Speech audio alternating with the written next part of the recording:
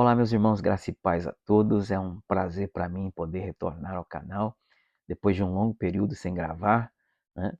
Estou muito feliz de poder retornar, né? Esses últimos dias tenho meditado bastante nas Escrituras e tenho recebido muitas revelações e preparei aí um estudo, uma série de estudo, né, sobre o Templo de Ezequiel, né?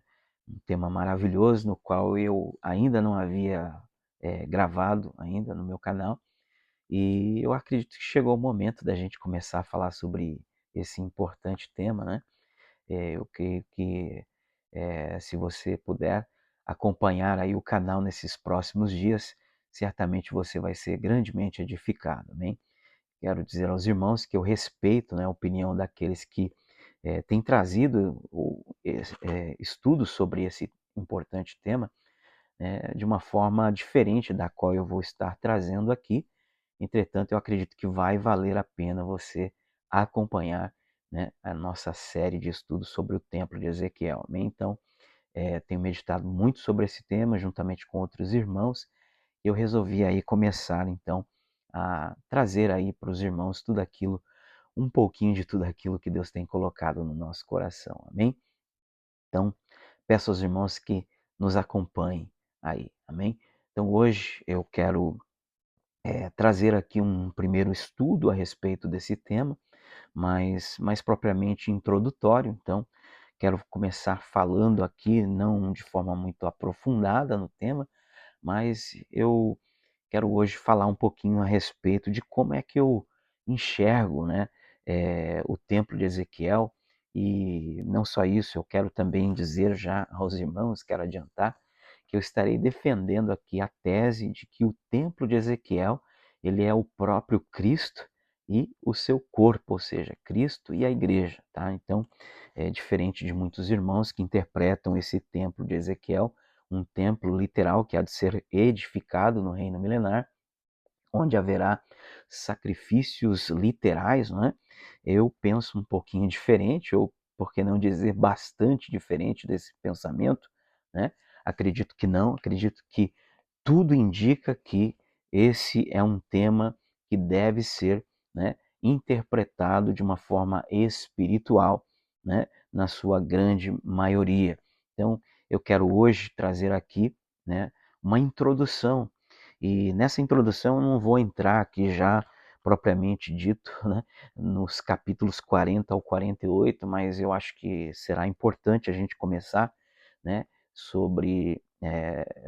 começar falando sobre esse tema, trazendo uma introdução para que os irmãos possam ver a importância de como nós enxergamos, né, as profecias faz toda a diferença. Então, irmãos, eu tenho meditado bastante, né, nas Escrituras já há algum tempo, né? Para os irmãos que não me conhecem, né? Meu nome é Alessandro, né? Eu sou mais conhecido como Alex, né?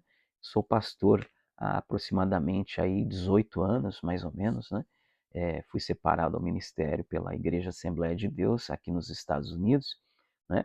E sempre que posso estou compartilhando aqui no canal aquilo que o Senhor tem colocado no meu coração. Mas como eu já disse para os irmãos, né, já faz um tempinho que a gente não gravava. Então, se Deus quiser, né, a gente vai estar retornando aí com os estudos, né, porque tenho muita coisa para compartilhar com vocês. Amém, irmãos? Então, hoje eu quero falar sobre esse tema, né, templo, começar a falar desse tema, Templo de Ezequiel, mas, como eu disse, eu quero fazer uma introdução para mostrar para os irmãos a importância de que, como nós enxergamos, né, as profecias e o Templo de Ezequiel, faz muita diferença. Amém, irmãos? Então, eu quero dizer para os irmãos que eu tenho aprendido, né, com o próprio Senhor Jesus e com os apóstolos que as profecias elas precisam ser compreendidas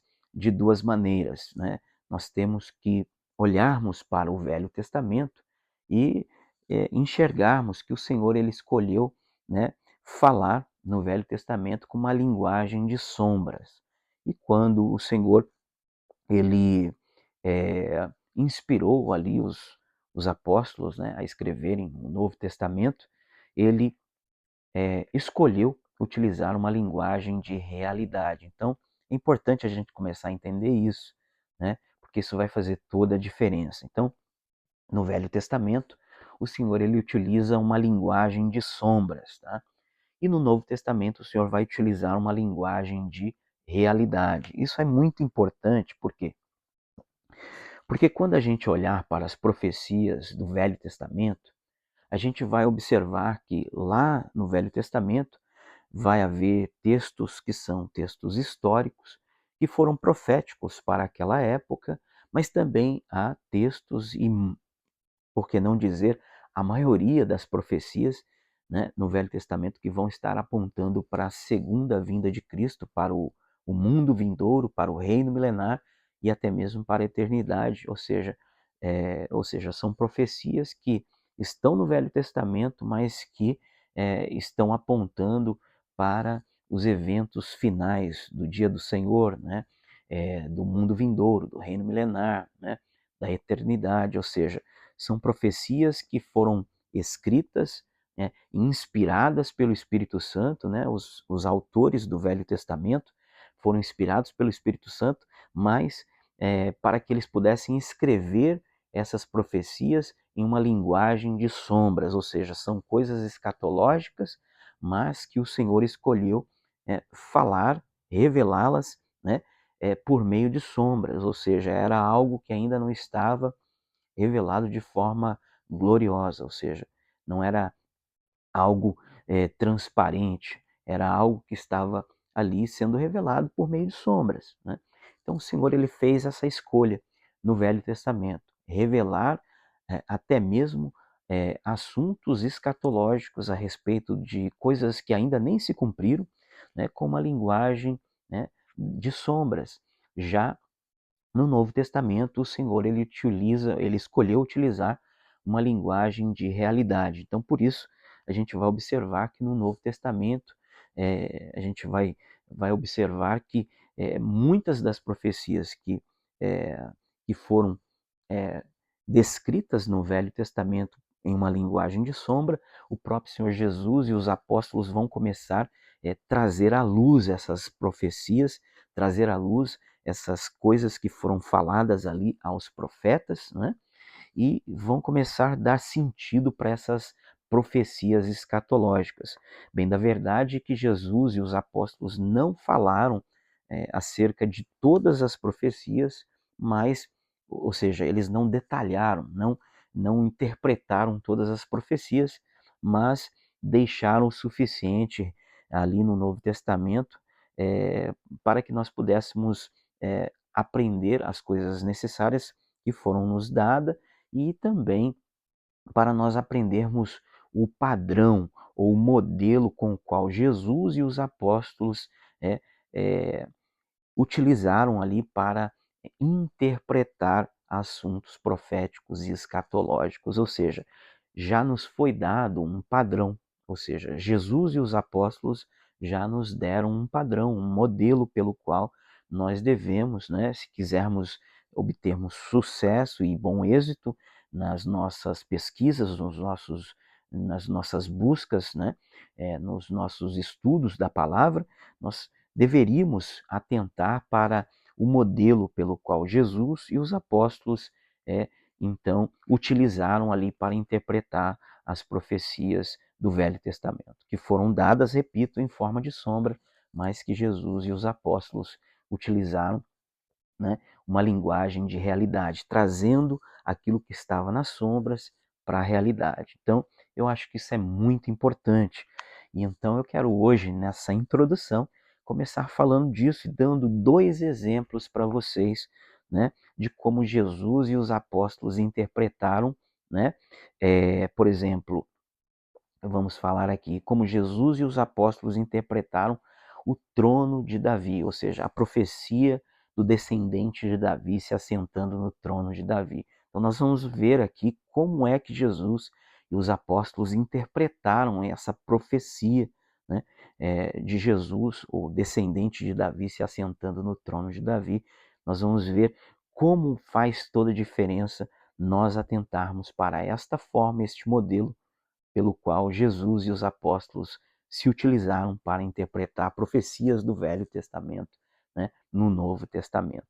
Então eu vou trazer aqui um modelo, né, melhor, um exemplo, né, a respeito do trono de Davi, dessa profecia do trono de Davi, e também vou falar a respeito de como o Senhor Jesus interpretou, né, o santuário, ou seja, o templo, o último templo que vai existir no reino milenar, essa última casa, né? Então, eu quero trazer aqui esse modelo e essa forma com que Jesus e os apóstolos utilizaram para interpretar essas duas coisas. Então, penso que isso vai começar a fazer grande diferença, porque se nós utilizarmos, ao atentarmos para essa maneira com a qual Jesus e os apóstolos interpretaram profecias do Velho Testamento, que foram, repito, escritas por meio de sombra, né? Se nós atentarmos para isso e colocarmos em prática, certamente nós vamos conseguir não só interpretar corretamente, né, o tema do templo de Ezequiel, que está ali em Ezequiel do capítulo 40 ao 48, mas também vamos conseguir interpretarmos muitas profecias do Velho Testamento que estão ali no Velho Testamento, repito, em uma linguagem de sombra, mas que são profecias escatológicas relacionadas ao tempo do fim. Bem? Então, quero começar aqui citando, né, uma passagem bíblica de Mateus capítulo de número 22, né, ali pelo verso 41 em diante, né, em uma situação em que Jesus estava ali, né, sendo interrogado e interrogando, né, saduceus, fariseus e os escribas e os doutores da lei. E aí no verso de número 41, né, a Bíblia diz que, estando os fariseus reunidos, Jesus os interrogou, né, dizendo: o que vocês pensam do Cristo? E de quem ele é filho? Né? Ou seja, estavam todo mundo ali reunido e Jesus resolveu interrogar os fariseus, dizendo, né, o que vocês pensam do Cristo? E de quem ele é filho? E sem pestanejar, né, rapidamente, prontamente, os fariseus disseram: filho de Davi. Né? Então, ou seja, essa foi a resposta dos fariseus: olha, ele é filho de Davi. Afinal, está escrito, né, na palavra de Deus, no Velho Testamento. Então, Jesus ele faz uma pergunta muito clara: olha, o que vocês pensam do Cristo? E de quem ele é filho? E os fariseus disseram: olha, ele é filho de Davi. Então Jesus, né, ele replica aos fariseus, né, dizendo, né, então, como pois Davi em espírito, né, como pois Davi em espírito chamou ele de Senhor, dizendo, daí ele cita o Salmo 110, né, diz o Senhor ao meu Senhor, assenta-te à minha direita até que eu coloque os teus inimigos debaixo dos meus pés, né, debaixo dos teus pés. Aí o Senhor Jesus, após dizer isso, ele diz: olha, se Davi o chama de Senhor, como pode ser ele seu filho? Né?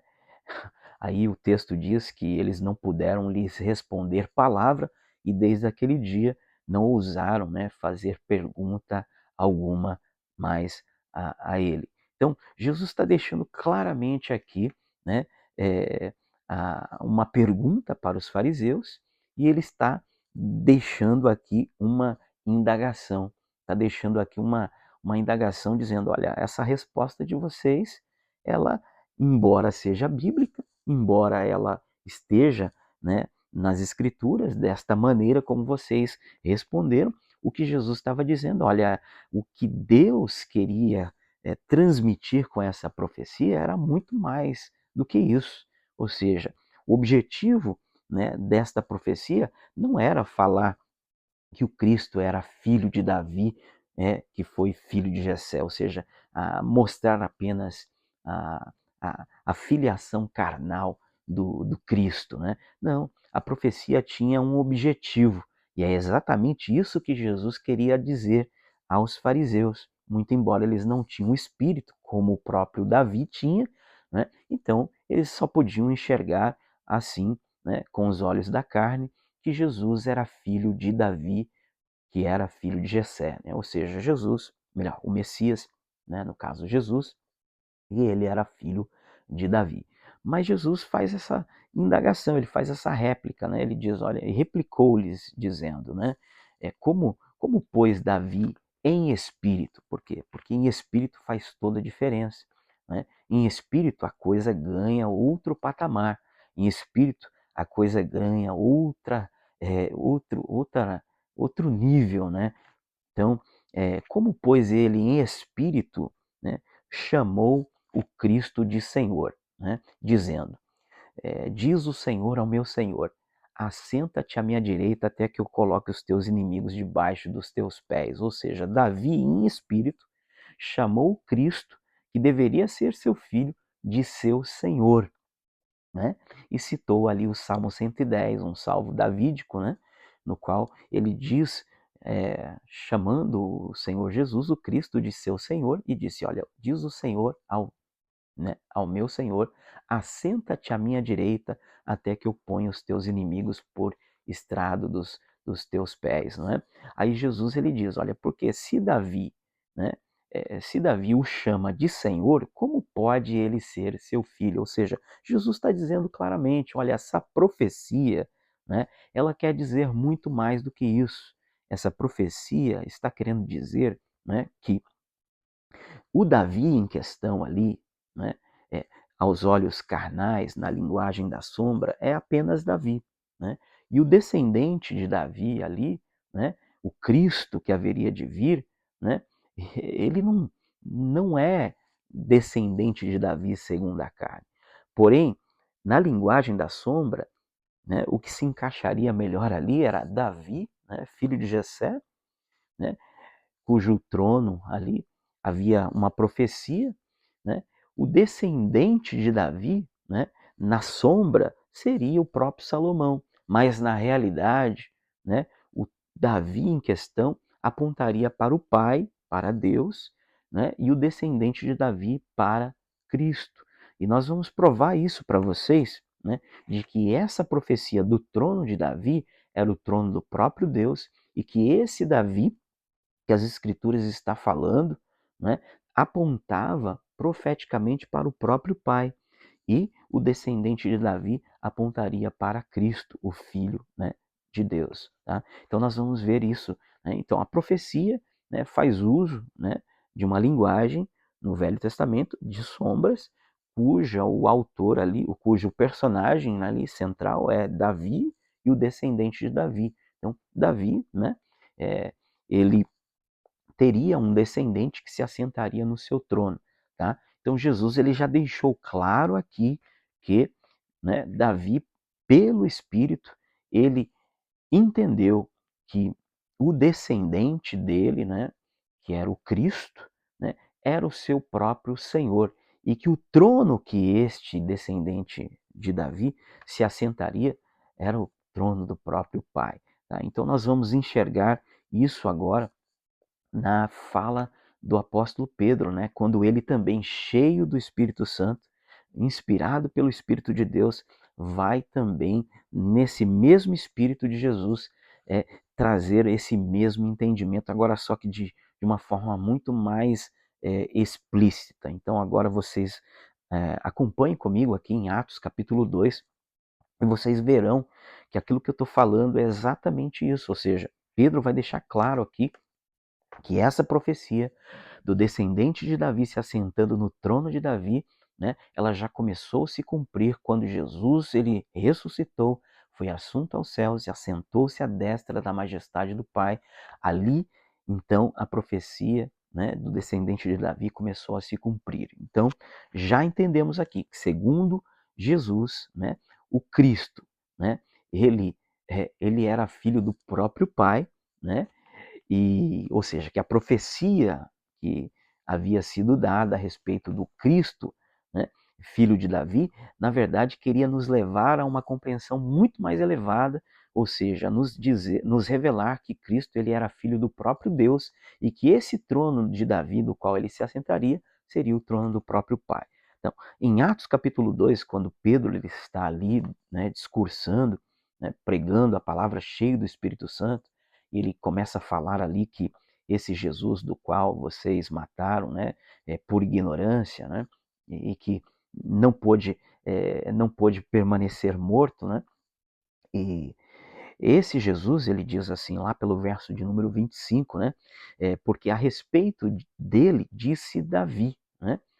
A respeito dele disse Davi, diante de mim eu via sempre o Senhor, porque ele está à minha direita. Olha só que coisa interessante, irmãos. Esse é o Salmo 16, mas Pedro aqui em Atos capítulo 2, ele está dizendo, olha, a respeito desse Jesus o qual vocês crucificaram e que o Senhor ressuscitou dentre os mortos, a respeito dele Davi costumava dizer, né? Diante de mim eu via sempre o Senhor, porque está à minha direita. Ou seja, Davi está dizendo, olha, eu via sempre o Senhor diante de mim, porque Ele está à minha direita para que eu não seja abalado. Né? Olha que coisa interessante. Então, vamos por parte. Né? Pedro está dizendo aqui, citando o Salmo 16, né? E dizendo, porque a respeito de Jesus, dizia Davi, diante de mim eu via sempre o Senhor, porque Ele está à minha direita, para que eu não seja abalado. Por isso se alegrou o meu coração e a minha língua exultou, né? Além disso, também a minha carne repousará em esperança, né? Porque não deixará a minha alma na morte, nem que o teu santo veja corrupção, né? Fizeste-me conhecer os caminhos da vida, né? Encher-me-ás de alegria diante da tua presença. Então, Pedro está pregando aqui e ele está dizendo, olha, esse Jesus que vocês crucificaram, Davi costumava falar muito sobre ele, quando ele dizia, eis que o Senhor está sempre diante de mim, à minha direita, para que eu não seja abalado. Ou seja, Davi, ele está numa posição de que ele vai ser uma sombra do próprio Deus, né? E o seu trono vai ser uma sombra do trono do próprio Deus. E ele costumava ver sempre o Senhor, ou seja, o Messias, o Cristo, sempre à direita dele, ou seja, sempre à direita dele, para que ele, Davi, não fosse abalado, tá? Por isso se alegrou o coração de Davi, diz o texto, mas aqui é profético, por isso se alegrou o meu coração e a minha língua exultou, além disto também a minha alma, né, própria repousa, ou seja, melhor, também a minha carne repousará em esperança. Também a minha carne repousará em esperança, porque não deixará a minha alma na morte, nem que o teu santo veja corrupção. Ou seja, está falando do próprio Cristo e não de Davi. Exatamente isso que Pedro vai dizer. Olha, não é Davi. Ele está falando aqui do próprio Cristo, né? Que ele via sempre à sua direita. Então o texto vai continuar dizendo, ó, por isso se alegrou o meu coração e a minha língua exultou. Além disto, também a minha própria carne repousará em esperança, porque não deixará a minha alma na morte, nem que o teu santo veja a corrupção. Fizeste-me conhecer os caminhos da vida, encher-me-ás de grande alegria na tua presença. Aí então Pedro vai continuar esse discurso dizendo, olha, irmãos, né, irmãos meus, seja-me permitido, né, seja-me permitido dizer-vos com clareza a respeito do patriarca Davi. Então Pedro vai começar a dizer, olha, irmãos, permitam-me, né, permitam-me dizer com clareza, sem rodeios, a respeito do patriarca Davi, que ele morreu e foi sepultado, e o seu túmulo permanece entre nós até os nossos dias. Entretanto, sendo ele profeta, né, e conhecendo que Deus havia jurado que um descendente seu se assentaria no seu trono, então ele vai dizer assim, né, que um descendente se assentaria no seu trono, referiu-se à ressurreição de Cristo, que nem foi deixado na morte, nem o seu corpo experimentou corrupção. A este Jesus Deus ressuscitou, do qual todos nós somos testemunhas, exaltado, pois foi à destra de Deus. Então, olha só que coisa tremenda. Pedro está deixando claro aqui, olha, que ele está dizendo assim, ó, irmãos, né, deixe-me falar com clareza a respeito do patriarca Davi, que ele morreu, foi sepultado e o seu túmulo permanece entre nós até os dias de hoje. Entretanto, sendo ele profeta, né? Olha, sendo ele profeta e conhecendo que Deus havia jurado que um descendente dele se assentaria no seu trono, ou seja, a profecia do descendente de Davi se assentando no trono de Davi. Então, Pedro está dizendo aqui, olha, sendo, pois, Davi profeta, e sabendo ele que Deus havia jurado que um descendente dele, né, se assentaria no seu trono, olha só, olha só. Então, Pedro está dizendo aqui, ó, referiu-se à ressurreição de Cristo. Ou seja, Pedro está dizendo que Davi, sendo profeta, ele entendeu que a profecia de que um descendente dele se assentaria no seu trono referia-se à ressurreição de Cristo, que não foi deixado na morte, nem foi achado corrupção, nem sua alma viu corrupção, né? Pelo que Deus o ressuscitou, a este Jesus Deus ressuscitou, né, do que todos nós, ali Pedro dizendo, somos testemunhas, exaltado, pois foi à destra de Deus, à direita de Deus. Ou seja, Pedro está deixando claro, em alto e em bom som, que ele estava entendendo pelo Espírito Santo, cheio, lembrando que Pedro estava cheio do Espírito Santo, ele estava entendendo, assim como Davi entendeu, né, que a profecia do descendente de Davi se assentando no trono de Davi falava do próprio Cristo se assentando no trono de Deus após ele ressuscitar dentre os mortos. Então está muito claro aqui. Pedro está dizendo, olha, permitam-me, irmãos, que eu possa com clareza, ou seja, sem mistério, né, sem sombra, realidade pura, falar a respeito do patriarca Davi, né, que ele foi morto e foi sepultado e que seu túmulo permanece no nosso meio até os dias de hoje, né? E que, sendo ele profeta, sabia ele que Deus havia jurado que um descendente dele se assentaria no seu trono. E então, aí ele diz assim, ele diz aqui, olha, vou até ler aqui para ficar bem claro, né? Pois sendo ele profeta, sabendo que Deus haveria jurado de que um dos seus descendentes se assentaria no seu trono, prevendo isto, referiu-se à ressurreição de Cristo, que nem foi deixado na morte, né? Nem foi deixado na morte, nem o seu corpo experimentou corrupção.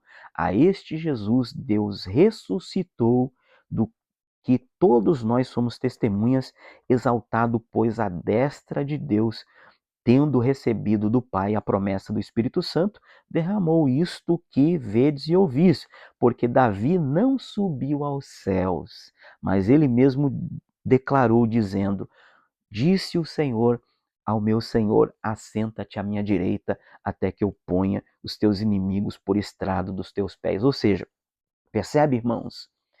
Esse Salmo 110, do qual Jesus citou lá em Mateus, capítulo de número 22, no verso 41. Lembra? Quando eu falei no início desse estudo, né, que Jesus citou o Salmo 110 para dizer que a profecia do Cristo, filho de Davi, né, Jesus disse que, enquanto os fariseus ali rapidamente responderam dizendo que o Cristo é filho de Davi, Jesus deixou uma indagação dizendo para eles, olha, como pois Davi em espírito, né, chamou ele de Senhor, né? Como, pois, Davi em espírito chamou-lhe de Senhor, dizendo: Disse o Senhor ao meu Senhor: Assenta-te à minha direita até que eu coloque os teus inimigos debaixo dos teus pés. Se Davi, pois, o chama de Senhor, como pode ser ele seu filho? Né? Então, claramente, Jesus utilizou o Salmo 110 para dizer que a profecia do descendente de Davi se assentando no trono de Davi, né, falava de Cristo se assentando no trono do Pai. E aí então Pedro, no mesmo espírito, deixou claro, naquele grande discurso no qual 3.000 almas se converteram, né? Pois Pedro estava cheio do Espírito, ele interpretou claramente dizendo, olha, Davi, né, sendo ele profeta, sabendo ele que Deus havia jurado que um descendente seu se assentaria no trono dele, ele, é, ele referiu-se à ressurreição de Cristo, que não foi deixado na morte, nem seu corpo viu corrupção, pelo que Deus o ressuscitou e o fez assentar-se à destra de Deus. Davi, ele não subiu ao céu. Aí Pedro conclui, né, dizendo, né, pelo que Davi não subiu ao céu, mas ele mesmo declarou, dizendo, diz o Senhor ao meu Senhor, assenta-te à minha direita, até que eu coloque os teus inimigos por estrado dos teus pés. Isso é muito importante entender, irmãos. Por quê? Porque percebam que a, a forma como nós interpretamos as profecias do Velho Testamento, ela faz toda a diferença. Ou seja, no Velho Testamento, o Senhor ele escolheu falar por uma linguagem de sombra. Mas no Novo Testamento, o Senhor, ele escolheu falar por uma linguagem de realidade. Porém, nós não podemos querer interpretar as Escrituras, as profecias que estão no Velho Testamento, com os olhos, né, carnais, fazendo uso de uma linguagem de sombra, como os fariseus, porque senão nós vamos sempre respondermos como os fariseus responderam para Jesus, né? Ele é filho de Davi, né? De quem é o Cristo filho? Ele é filho de Davi. E isso é muito fácil. Isso é fácil demais. Difícil é ter a inspiração e a revelação do Espírito Santo. Mas nós somos todos, né, é, servos do Senhor, temos o Espírito de Deus. Basta nós desejarmos, pedirmos ao Senhor e meditarmos, buscarmos ao Senhor com um coração humilde, quebrantado, que o Senhor começa a revelar. Então aqui está claro, irmãos, que, né, a profecia do descendente de Davi se assentando no trono de Davi fala do próprio Cristo se assentando no trono de Deus, o Pai. Amém? Isso está muito claro. Isso é muito importante, por quê? Porque isso vai fazer toda a diferença. Porque se Jesus ele vai reinar no trono de Davi, que é o trono do próprio Pai, isso significa que o trono do Pai vai descer no reino milenar. Ou seja, o próprio Pai e o Filho estarão aqui no reino milenar, reinando juntos aqui, né, durante 1000 anos. Ou seja, isso é muito importante. Então, faz toda a diferença entendermos isso. Agora, é claro que essa profecia do descendente de Davi se assentando no trono de Davi, ela começou a se cumprir pelo fato de Jesus já estar assentado no trono de Davi, que é o trono do próprio Pai, porém, nós sabemos muito bem que os reinos do mundo ainda não vieram a ser do seu Cristo, e eles só vão ser do seu Cristo no toque da última trombeta, né? Como está escrito lá em Apocalipse capítulo de número 11, tá? Mas isso é um outro assunto para um outro estudo, tá? Então, hoje aqui eu só estou tentando trazer para os irmãos a razão pela qual eu acredito que sim, o templo de Ezequiel ele é Cristo e o seu corpo, baseado nesse tipo de interpretação. É com esse tipo de interpretação que eu começo, né, a compartilhar aqui com os irmãos, é, essa forma de interpretar profecias do Velho Testamento com os olhos espirituais, fazendo uso dessa mesma forma, desse mesmo modelo que o Senhor Jesus e os apóstolos utilizaram. Então eu acho que isso está muito claro. Agora eu quero trazer um último exemplo, né, neste nosso primeiro estudo introdutório, para mostrar para os irmãos que Jesus sim interpretou que o templo de Ezequiel, né, é ele mesmo, Cristo, e o seu corpo, né, ou seja, a igreja. Tá? Então eu vou mostrar para vocês que o templo de Ezequiel, para Jesus, é o próprio Senhor Jesus e o seu corpo. Então nós vamos ver isso claramente, tá? Eu sei que muitos dos irmãos que já estão estudando esse tema e que estão ali já muito familiarizados com Ezequiel do capítulo 40 ao 48, vão ficar malucos com isso que eu estou falando, porque vai vir uma série de questões, né, de detalhes e minúcias que estão lá no capítulo 40 ao 48, que vão fazer com que essas pessoas praticamente não deem ouvidos para aquilo que eu estou falando. Por quê? Porque vão começar a questionar detalhes ali que aparentemente não possuem respostas, mas que sim possuem respostas. E nossa proposta é que nessa série que nós estaremos falando aqui, nós vamos trazer as respostas de praticamente tudo aquilo que Deus já nos tem revelado, embora não possa ter aqui a, a, a, a prepotência de dizer que Deus já me revelou tudo que está ali do capítulo 40 ao 48, porque isso não é verdade, nem a mim, nem aos os irmãos que estão estudando juntamente comigo, ou seja, os irmãos que eu estou estudando juntamente com eles, né? Mas tudo aquilo que o Senhor tem nos revelado, nós estaremos trazendo para os irmãos aqui nessa série de estudos do templo de Ezequiel, amém? Então, nesse último exemplo que eu quero trazer para os irmãos, eu quero mostrar para vocês que sim, que Jesus, ele interpretou que ele, Jesus, e o seu corpo, ou seja, a igreja, né, é o último templo de Deus, né? É o último templo de Deus e que é o templo de Ezequiel, por que não dizer, tá? Então, eu quero já, desde já, né, citar o texto, né, de João, capítulo 7, do versículo de número 37 ao 39, que é um texto do qual Jesus ele está diante da festa dos tabernáculos, né? Jesus está na festa dos tabernáculos, no último dia da festa, e aí então a Bíblia vai dizer assim, no último dia da festa, o grande dia, né, levantou-se Jesus exclamando, né, se alguém tem sede, vem a mim e beba, né? Quem crer em mim, porque, como diz as Escrituras, quem crer em mim, do seu interior fluirão rios de água viva, né?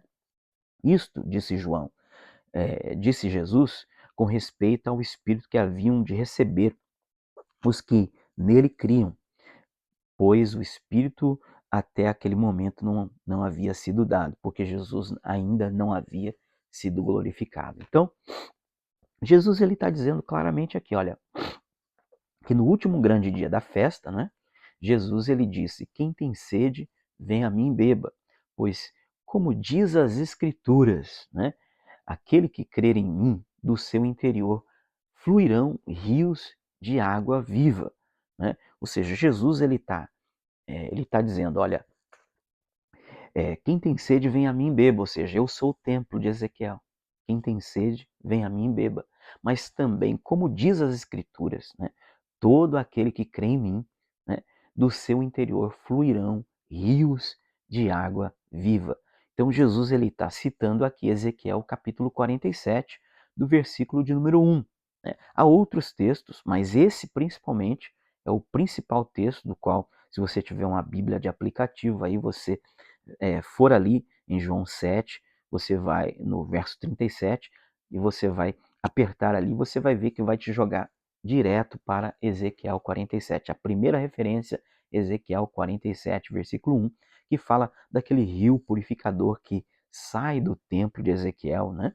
Então, o próprio Senhor Jesus ele está dizendo, olha, quem tem sede vem a mim e beba, pois como diz as Escrituras, né, todo aquele que crê em mim, do seu interior fluirão rios de água viva. Ou seja, se você crê em mim, você também pode fazer parte desse templo. Eu sou o templo, de mim fluem águas vivas. Quem tem sede pode vir a mim e beber dessas águas vivas, disse Jesus. Mas todo aquele que crê em mim também do seu interior poderão fluir rios de água viva. Ou seja, Jesus está dizendo claramente, olha, eu, Jesus, sou o templo de Ezequiel e todo aquele que crê em mim também pode fazer parte desse templo de Ezequiel, porque o templo de Ezequiel é Cristo e o seu corpo, ou seja, Cristo e a igreja. Então está muito claro.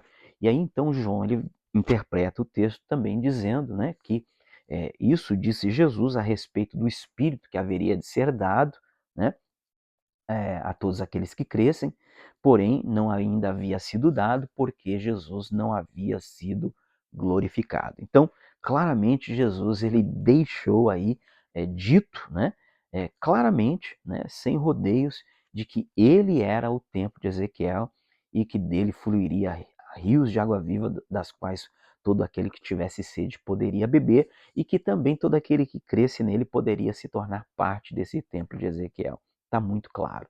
Porém, eu quero citar mais um outro texto, que muitas pessoas talvez já meditaram muito sobre esse texto, por demais conhecido, não pararam para perceber que Jesus, agora não de uma forma tão clara, mas de uma forma assim mais velada, falou a respeito do templo, né? Que nós somos esse templo, tá?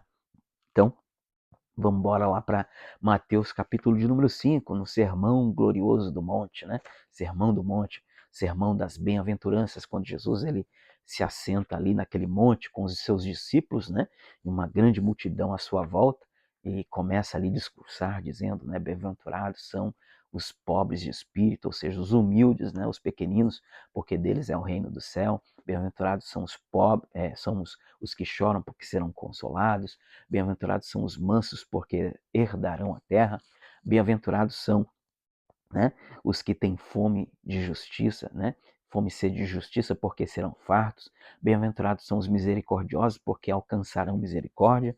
Bem-aventurados são os puros de coração, porque eles verão a Deus. Bem-aventurados são os pacificadores, porque serão chamados filhos de Deus. E bem-aventurados são aqueles que forem perseguidos por causa da justiça, porque deles é o reino dos céus. Bem-aventurados sois vós quando vos perseguirem e mentindo disserem todo mal contra vós. Alegrai-vos e exultai-vos, porque grande é o vosso galardão que estáis nos céus, porque assim também perseguiram os profetas que vieram antes de vocês.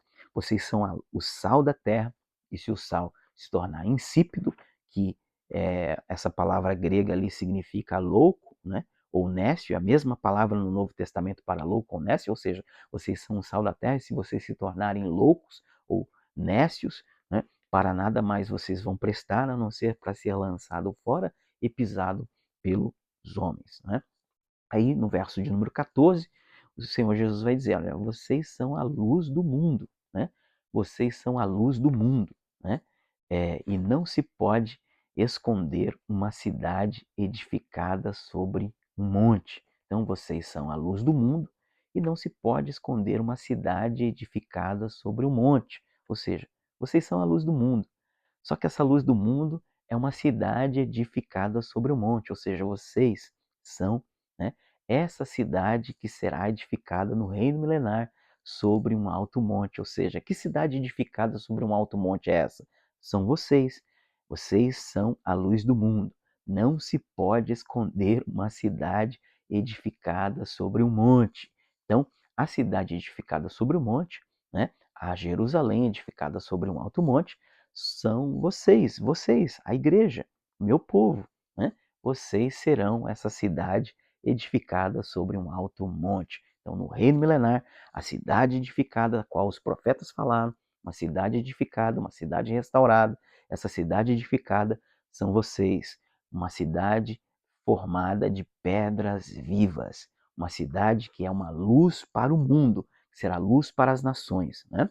Então, Jesus está deixando claro, olha, vocês são essa cidade, vocês são a Nova Jerusalém. É claro que a Nova Jerusalém vai descer do alto, mas também, né, a sua igreja será chamada de Nova Jerusalém, uma cidade edificada sobre um alto monte. Só que daí Jesus ele vai falar que nós não somos apenas a Nova Jerusalém, uma cidade edificada sobre um alto monte, mas também nós somos um santuário, somos uma casa, né? Olha que coisa interessante. Daí ele vai dizer assim: e não se coloca uma candeia, né? Não se coloca uma candeia ou uma lâmpada, debaixo de um alqueire, mas se coloca no velador da casa, onde todos possam ver dentro da casa. Ou seja, né, Jesus está falando, olha, vocês são a luz do mundo, vocês são uma cidade edificada sobre um alto monte, ou seja, vocês são a Nova Jerusalém, né? Mas vocês também são um santuário, vocês são uma casa, um santuário, né? E essa candeia que vocês também são, essa lâmpada, essa luz, essa candeia, não deverá ser colocada debaixo de um alqueire, né?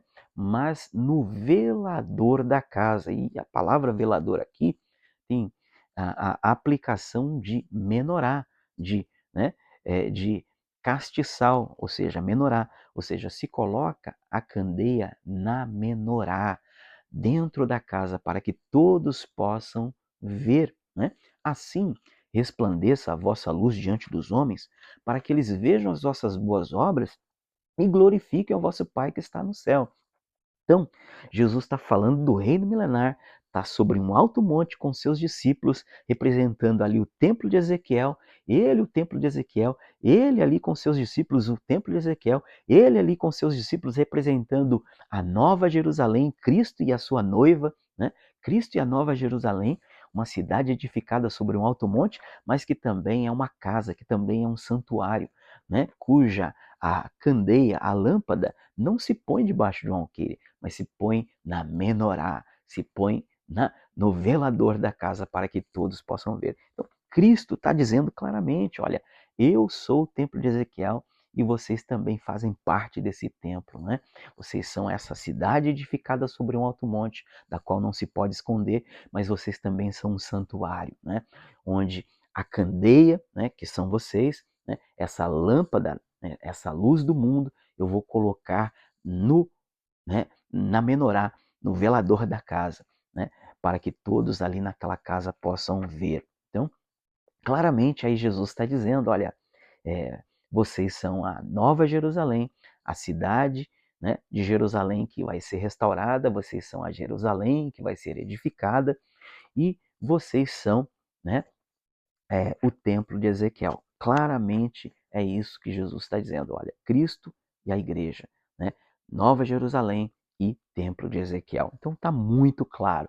Então é assim que eu interpreto as Escrituras, fazendo uso da metodologia da qual o próprio Senhor Jesus e os apóstolos se utilizaram.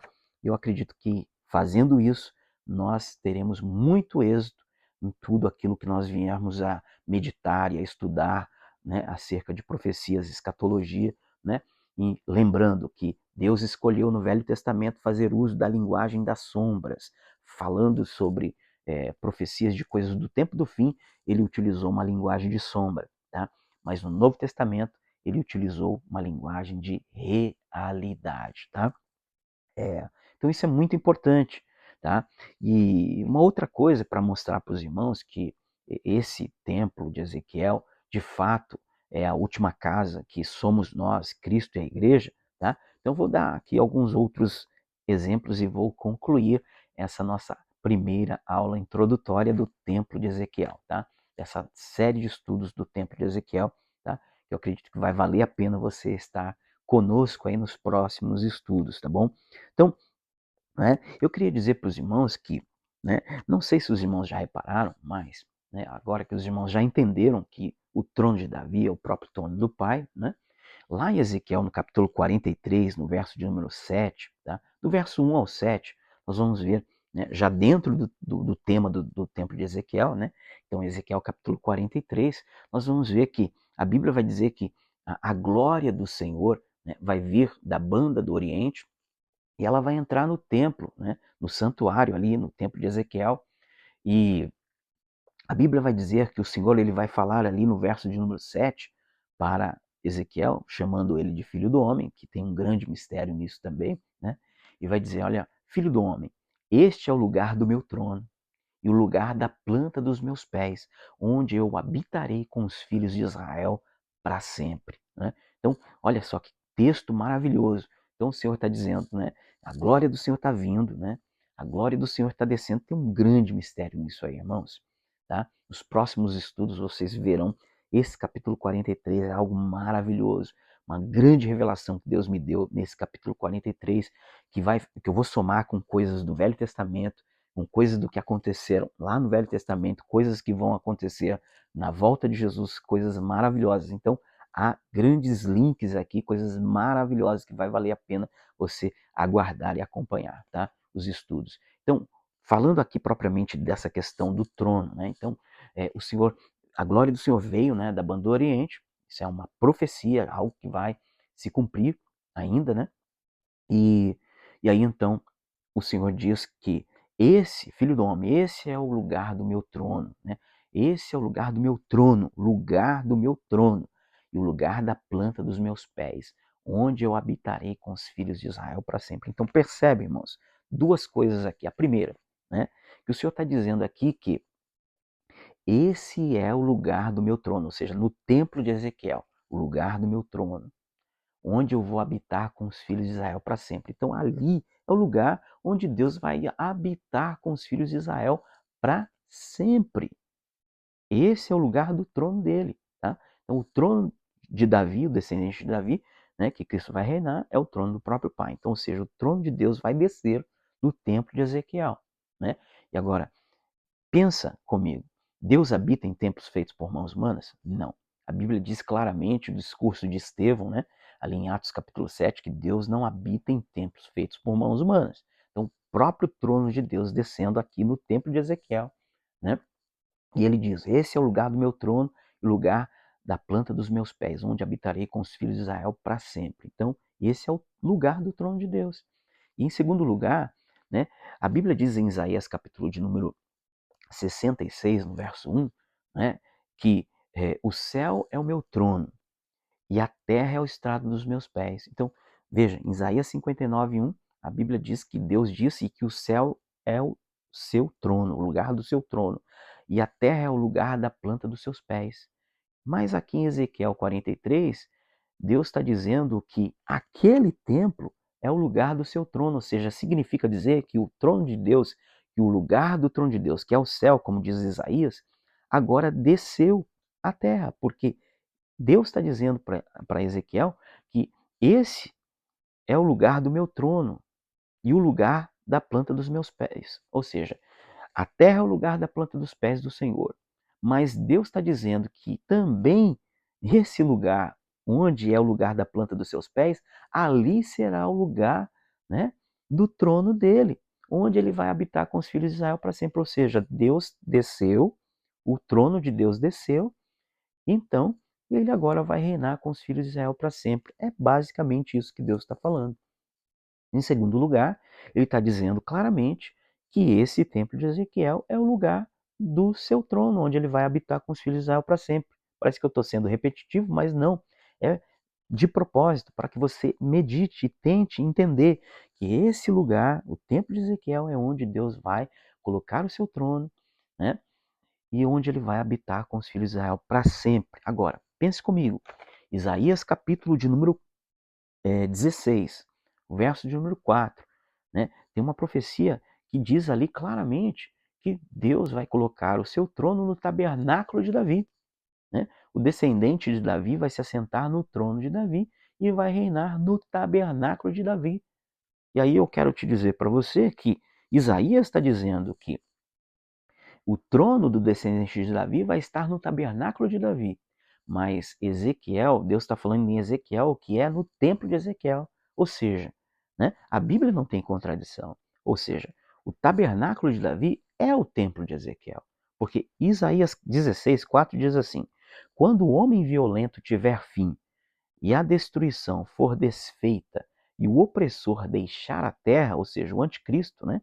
Quando o homem violento tiver fim, a destruição for desfeita e o opressor deixar a terra, então um trono se firmará em benignidade, e sobre ele, né, no tabernáculo de Davi se assentará um com fidelidade que julgará, buscando ele o juízo e não tardando em fazer justiça. Então está claro aqui, irmãos. Isaías está dizendo, olha, quando o homem violento tiver fim e a destruição for desfeita e o opressor deixar a terra, ou seja, o anticristo, né? Então um trono se firmará em benignidade, um trono se firmará em benignidade, e sobre ele se assentará no tabernáculo de Davi, né? Se assentará um com fidelidade para julgar, buscando o juízo e não tardando em fazer justiça. Ou seja, o descendente de Davi vai se assentar no trono de Davi, que é o trono do Pai, no tabernáculo de Davi, que é o tabernáculo do Davi Pai, Deus, percebe? Não é o tabernáculo de Davi, o Davi filho de Jessé, mas é o tabernáculo de Davi, Deus o Pai, do qual Davi fazia sombra para o Pai. No trono de Davi, o trono do Pai. O descendente de Davi se assentando no trono dele, no tabernáculo de Davi, no tabernáculo do próprio Deus. É isso. Então, esse tabernáculo, Nova Jerusalém, vai descer dos céus, e com ele o trono de Deus. E a igreja gloriosa, judeus e gentios, as duas casas de Israel, vão, né, reinar com Cristo, né, durante 1000 anos, e depois por toda a eternidade. E ali, no Monte Sião, né, o Senhor, ele habitará com esse Israel de Deus, formado por judeus e gentios, né, para sempre. Né? Então, está muito claro aí, esse tempo de Ezequiel, Ele é o tabernáculo de Davi. Por quê? Porque não pode haver dois tronos onde Cristo vai reinar. É um trono só. Então, Isaías está dizendo que o trono, né, do descendente de Davi vai estar no tabernáculo de Davi, né? E que isso vai acontecer logo após a destruição do anticristo. E Ezequiel 43 está dizendo que esse lugar do trono de Deus, onde ele vai habitar com os filhos de Israel para sempre, é o templo de Ezequiel. Logo, o templo de Ezequiel é o tabernáculo de Davi, o tabernáculo de Davi é o templo de Ezequiel, e o tabernáculo de Davi nós sabemos que é a Nova Jerusalém e ao mesmo tempo é Cristo e a igreja. São duas coisas ao mesmo tempo. Então está claro que o templo de Ezequiel, ele é Cristo e o seu corpo, Cristo é a igreja, e aponta para a Nova Jerusalém, que há de descer do céu. Está muito claro para mim, isso sem sombra de dúvidas. E aí eu quero terminar esse primeiro vídeo aqui, que já ficou bem longo, né? Não sei se eu vou dividir ele em dois, mas enfim, eu penso que está sendo bem edificante, né? Se você tem aí a sua maneira de interpretar e não pensa que essa seria a melhor forma de interpretar, tudo bem, não tem problema algum, né? A verdade ela não pode ser multiplicada em duas, três, quatro, né? Porém, nós não podemos também ao mesmo tempo ter aqui a prepotência de dizer, né, que aquilo que estamos ensinando é verdade absoluta. Não. Então, eu não tenho essa pretensão. Porém, né, de uma forma respeitosa, estou aqui, né, a exemplo de muitos irmãos que também já fizeram, né, o mesmo, trouxeram a sua visão, né, acerca do tema. Eu julgo ser isso sim revelação, eu julgo ser isso sim algo que foi me dado, e não só a mim, mas a outros irmãos que estão estudando juntamente comigo, como revelação, né, da parte de Deus. Sim, é cabível por questionamentos, né? Vocês podem questionar, podem julgar as profecias, porém, ao meu ver, isso faz todo sentido, ao meu ver, isso é revelação, ao meu ver, isso tem tudo a ver com a revelação bíblica, tá? E para encerrar, eu quero dizer para os irmãos que sim, eu entendo que esse templo, né, essa casa, é a mesma casa que outros profetas como Zacarias, Amós, Ageu, né, profetizaram. É o mesmo templo, é a mesma casa, é a última casa. É o tabernáculo de Davi, é o templo de Ezequiel, é a mesma casa. Tá? Então, lá em Zacarias 6, 12 e 13, eu quero só ler mais alguns 2 ou 3 versos aqui. Zacarias 6, 12 e 13, né, vai falar ali de um templo que vai ser edificado pelo renovo, o qual é o próprio Cristo, né? Tá? Então veja que esse último templo, essa última casa vai ser edificada por aquele que se chama renovo, né? Que é o próprio Cristo. Então Zacarias 6, 12 e 13 vai dizer: E disse-lhe, assim diz o Senhor dos Exércitos, eis aqui o homem cujo nome é renovo. Ele brotará do seu lugar e edificará o templo do Senhor. Ele mesmo edificará o templo do Senhor e será revestido de glória. Assentar-se-á no seu trono e dominará e será sacerdote no seu trono e reinará perfeita união entre ambos os ofícios. Que ambos ofícios? Reino e sacerdócio, tá? Então veja, o Senhor está falando aqui uma profecia, né? Fazendo uso de Josué, o sumo sacerdote ali, né, da ocasião, né? Que estava ali juntamente com Zorobabel, né, edificando o templo de Zorobabel, mas de repente no meio da profecia o Senhor ele inspira o profeta Zacarias para dizer, olha, né, assim diz o Senhor dos Exércitos, eis aqui o homem cujo nome é renovo, apontando para Josué, né, a sombra dele, né, o sumo sacerdote, mas está falando do próprio Cristo, olha, eis aqui o homem cujo nome é renovo, né, ele brotará do seu lugar, da raiz de Davi, né, e edificará o templo do Senhor, ou seja, é ele quem edifica. Esse templo é ele, com suas mãos, ele, o próprio Deus, o Filho de Deus, edificando, né, uma casa espiritual. Né? E que casa é essa que ele edifica? A casa é essa que somos nós. O escritor aos Hebreus diz no capítulo 3, né, que Moisés foi fiel servo da casa de Deus, né? E Cristo é o Senhor dessa casa essa que somos nós, diz o escritor aos Hebreus, se nós guardarmos a sua palavra, somos essa casa essa que somos nós. Né? Paulo vai falar sobre essa casa que somos nós, né? Pedro vai chamar essa casa que somos nós de casa formada por pedras vivas, né? Nós somos essa casa que está sendo edificada, Deus ele está edificando, o renovo está edificando essa casa. né? Ele mesmo dizendo lá em João 2, né? Destrói esse templo, né? Em 3 dias eu edifico, e João interpretou ali claramente pelo Espírito dizendo, ele falava acerca de si mesmo, né? E não propriamente do templo de Zorobabel ali, que Herodes havia restaurado, mas falava de si mesmo, ou seja, aquilo tudo era sombra, e Cristo estava falando, olha, destrói esse templo, né? Essa casa, né? Porque em 3 dias eu vou reedificá-la, né?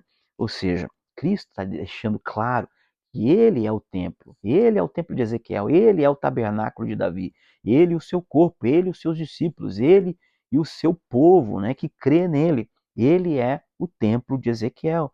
E ele vai dizer aqui, olha, eis que o homem cujo nome é renovo, ele brotará do seu lugar e edificará o templo do Senhor. E essa palavra brotar aqui tem a ver com ressurreição, né? Ele vai ressuscitar e ele vai edificar esse templo. Ele mesmo edificará o templo do Senhor e será revestido de glória. Lembra que eu citei lá em João 7, o verso 39, quando João disse, olha, Jesus disse isso, né? Quem tem sede, vem a mim e beba, porque, como diz as Escrituras, todo aquele que crê em mim, do seu interior fluirão rios de águas vivas. E disse João, né, que dizia isso Jesus a respeito do Espírito que haveria de ser dado, o qual ainda não havia sido dado, né, porque Cristo ainda não havia sido glorificado. Olha só, não havia sido glorificado. Então Jesus morreria, ressuscitaria e seria glorificado. Então, após ele ser glorificado, ele derramaria o Espírito Santo, né? E aqui o texto está dizendo claramente, e disse Zacarias, inspirado aqui, cheio do Espírito, assim diz o Senhor dos Exércitos, eis aqui o homem cujo nome é renovo, o próprio Cristo, ele brotará, ressuscitará do seu lugar e edificará o templo do Senhor, né? Depois de 3 dias eu edifico, né? Depois de 3 dias eu edifico. Ele ressuscita e edifica o templo. Ele mesmo edificará o templo do Senhor e será revestido de glória. Ou seja, Jesus ressuscitou, o templo foi levantado e ele foi enchido de glória. E quando o templo foi enchido de glória, ele também derramou o Espírito Santo sobre a igreja, que é parte desse templo também. Ou seja, ele, o cabeça, Cristo, né? Brotou da terra, edificou o templo, que é ele mesmo, um novo homem, foi glorificado. E quando a glória da segunda casa foi cheia de glória, né? O próprio Cristo ali, cheio de glória nos céus, ele derramou o Espírito Santo sobre a igreja, a fim de enchê-la também dessa mesma glória. Agora, em parte, nós já estamos revestidos dessa glória, né? Mas isso é de glória em glória, né? Como Paulo diz. Ou seja, no dia da ressurreição, assim como Cristo de fato, seremos revestidos de glória. É lá no dia da ressurreição que a igreja vai ser glorificada de verdade, né? Então, né, é, isso é maravilhoso, irmãos. Então, ou seja, Cristo, ele é esse templo e nós também podemos fazer parte desse templo se nós crermos nele e se perseverarmos, até o fim. Então, vemos aí claramente Zacarias falando isso. Ageu 2:8-9, ele também vai falar aqui que essa casa é a última, e a última casa somos nós, né? Então, minha é a prata, meu é o ouro, diz o Senhor dos Exércitos. A glória desta última casa será maior do que a primeira, diz o Senhor dos Exércitos. E neste lugar darei a paz, diz o Senhor dos Exércitos. Então, esta última casa de Ageu 2:8-9 aqui, que na sombra, repito, era o templo de Zorobabel, na realidade é Cristo e a igreja. Está claro isso, é a última casa. Amós capítulo 9, versículo 11-12 também vai deixar claramente, mais uma vez que essa casa, é a mesma casa, é o templo de Ezequiel, é o tabernáculo de Davi, é o templo de Zorobabel ali apontando para a realidade que é Cristo e a igreja. É o mesmo templo, tá? O Senhor utiliza uma sombra, mas aponta para a realidade, tá? Então, em Amós 9, 11, 12, um texto por demais conhecido, vai dizer: naquele dia levantarei o tabernáculo caído de Davi, repararei as suas brechas e, levantando-o das suas ruínas, restaurá-lo-ei como fora nos dias antigos, para que possuam o restante ou remanescente de Edom e todas as nações que são chamadas, pelo seu nome, diz o Senhor que faz essas coisas. Então, está claro aqui, uma profecia de Amós, falando da restauração do tabernáculo de Davi, que é o próprio Cristo e a sua igreja, o seu corpo, né? Então, diz o texto claramente aqui que naquele dia levantarei o tabernáculo caído de Davi, e reparando das suas brechas, levantarei das suas ruínas, restaurá-lo-ei como fora nos dias antigos, para que possua o restante de Edom. Só que Tiago vai interpretar essa frase aqui, restante de Edom. Tiago, o apóstolo Tiago, lá em Atos 15, vai interpretar como filhos remanescentes dos homens, dos filhos dos homens, né? Porque a palavra Edom aqui no hebraico, no Edom, é a mesma palavra para Adão, né? Então, Edom e Adão é a mesma raiz, né? A palavra possui a mesma raiz. Então, Tiago interpretou que Edom aqui seria Adão, ou seja, raça adâmica, filhos dos homens, né? Então, ele diz aqui a profecia, né, que, né, o tabernáculo de Davi seria restaurado para que o Senhor pudesse possuir o remanescente dos filhos dos homens e todas as nações que são chamadas pelo seu nome, assim diz o Senhor que faz essas coisas, né? Então, mais uma profecia aí, né, para mostrar para os irmãos que de fato esse templo, essa casa, né, da qual, né, está ali em Ezequiel 40 ao 48, esse templo de Ezequiel ali, na verdade é Cristo e o seu corpo, Cristo e a igreja, tá? Que é o mesmo templo, como eu disse, né? Que Zacarias profetizou, que Amós profetizou, que Ageu profetizou, que Isaías profetizou e que no Novo Testamento Cristo e os apóstolos interpretaram com muita clareza que se tratava do próprio Cristo e da própria igreja. Então termino aqui esse primeiro estudo, espero que você tenha gostado, um estudo introdutório de um tema muito profundo e complexo, né? Do tempo de Ezequiel, que com humildade, né, mas com muita ousadia e alegria, eu vou estar trazendo para vocês aqui nessa série de estudos do templo de Ezequiel. Vai valer a pena você acompanhar aí. Espero que eu possa, né, dar continuidade aí nos próximos dias, que não fique muito tempo, né, entre um estudo e outro, para que os irmãos não, né, desanimem aí, mas orem para que Deus me dê tempo, né, porque eu trabalho bastante. Mas é isso, irmãos. Graça e paz a todos. Deus abençoe vocês. Espero que vocês tenham sido grandemente edificados. Amém?